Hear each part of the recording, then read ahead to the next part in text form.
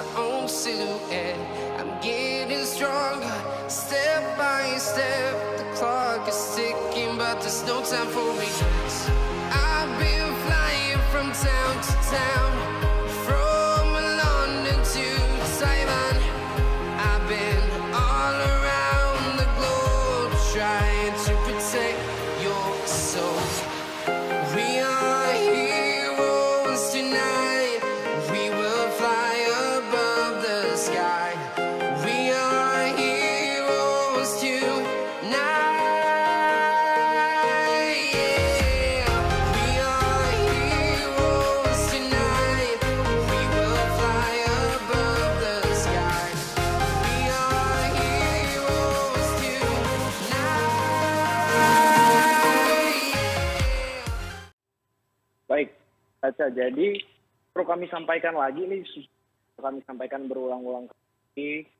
Apakah mungkin seorang dan melecehkan seorang istri jenderal yang kita ketahui bersama almarhum ini sangat dekat sekali dengan Pak FS dan Ibu PC, bahkan sudah dianggap anak sendiri begitu. Perihal terkait dengan yang rame-rame ini, itu kan dari pejabat publiknya berbicara. Silakan publik menagih apa maksud penyampaian dari pejabat publik tersebut, gitu Mbak.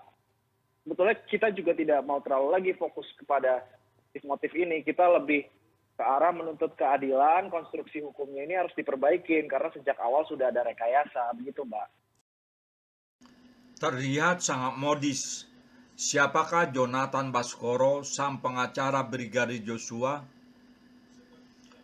Walaupun beritanya sudah malang melintang di lini masa pemberitaan di media, hingga saat ini mata dan hati sebagian besar masyarakat Indonesia tertuju pada kasus pembunuhan Brigadir Joshua. Terkait dengan itu, perhatian publik tidak hanya tertuju kepada Ferdy Sambo dan Putri Chandrawati, orang tua Brigadir Joshua yaitu Samuel Huta Barat dan Ibu Rosti Boru Simanjuntak, namun juga tertuju kepada berbagai pihak terkait dengan masalah ini. Para pejabat negara, akademisi, para dokter ahli forensik, para pengamat sosial budaya politik, serta para pengacara dan advokat atau penasihat hukum terkait, dan para ahli di bidang terkait lain. Hingga saat ini sudah ada 5 tersangka pembunuhan berencana ini, yaitu Ferdy Sambo, Putri Chandrawati, Brada Richard Eliezer, Bribka Riki Rizal, dan Kuat Maruf. Untuk mendampingi pihak Brigadir Nofriansah Joshua Huta Barat dan para tersangka, hingga kini terdapat 3 tim pengacara dan advokat yang mendampingi pelapor maupun tersangka, yaitu tim Kamarudin Simanjuntak sebagai pelapor dan tim Arman Hanis sebagai pengacara dan advokat keluarga Ferdy Sambo, serta Roni Talapesi, pengacara dan advokat Brada Richard Eliezer. Jika kita mengikuti berbagai berita yang menyebar pada media elektronik dan media sosial lainnya, terlihat oleh kita bahwa para pengacara tersebut walau memiliki profesi sama, namun sangat sulit bagi kita secara kasat mata, termasuk memperhatikan bahasa tubuh, di mana kesamaan para pengacara ini. Apakah sebagai pengacara juga perlu memiliki kebijaksanaan atau wisdom sebagaimana profesi lain? Apakah kesamaan mereka hanya di bidang public speaking yang baik dan kuat? Mari kita ulas, amati, dan simpulkan sendiri. Kita tidak hanya melihat, menganalisis Ferdy Sambo dan istrinya Putri Chandrawati, kita juga baiknya fair dan seimbang mengamati apakah kita di luar para tersangka sudah menjadi orang-orang yang termasuk bijak atau bijaksana. Kali ini kita akan memaparkan profil dari salah satu tim pengacara dan advokat Kamarudin Simanjuntak yaitu Jonathan Ande Baskoro. Siapakah sosok Jonathan Ande Baskoro ini? Bagaimana beliau terbentuk menjadi sosok yang diperhatikan atau menarik perhatian publik? Apakah faktor genetik, lingkungan, dan kepercayaan mempengaruhi karakternya yang sudah terbentuk saat ini? Bagaimana ia dapat menjadi sosok pengacara dan advokat yang masuk kategori bijaksana atau memiliki kebijaksanaan baik? Jonathan memiliki nama lengkap Jonathan Ande Baskoro. Ia lahir di Denpasar, Bali pada tanggal 14 Mei 1991. Lahir di tempat yang cukup istimewa, ditinjau dengan suasana alamnya dan penghuninya. Bali yang termasuk provinsi yang relatif kondisi udaranya bersih, demikian juga lingkungan tanahnya bersih, bebas dari plastik. Kebersihan ini berbanding terbalik dengan kebebasan hidup di sana. Suku Bali yang terkenal ramah dan berwibawa, namun dengan kemajuan daerah ini menjadi salah satu daerah pariwisata terkenal, berdampak juga terhadap sosial budaya di sana.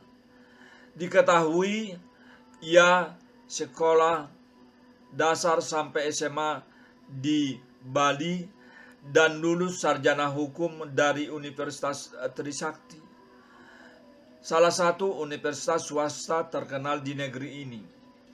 Pada umumnya, orang-orang yang mengenyam pendidikan di universitas tersebut berasal dari kelompok menengah ke atas. Setelah beberapa tahun bekerja di Johnson Associates, ia meneruskan pendidikannya di Taylor University, Malaysia.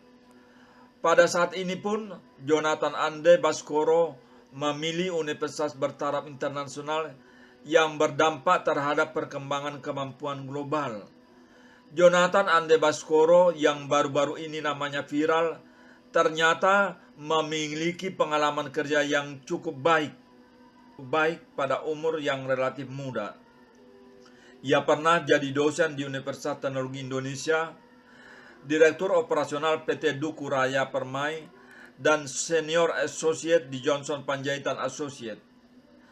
Jika kita ikuti beberapa wawancaranya di media elektronik, terlihat jelas bahwa Jonathan ini cenderung selalu menjaga penampilan dan relatif masih kurang lepas dan terkesan masih agak kaku dalam berbicara.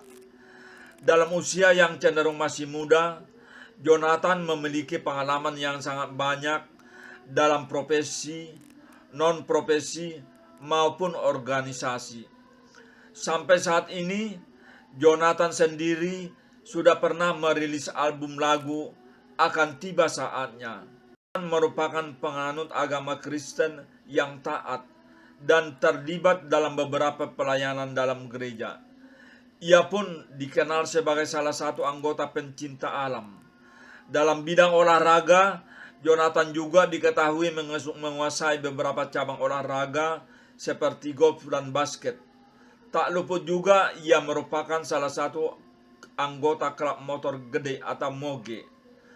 Akankah ia menjadi seorang pengacara dan advokat yang memiliki kemampuan public speaking yang baik dan memiliki kebijaksanaan mumpuni? Mari kita ikuti perjalanan karirnya sesuai dengan pernyataannya. Berintegritas, komit, cerdas, dan berani tampil beda.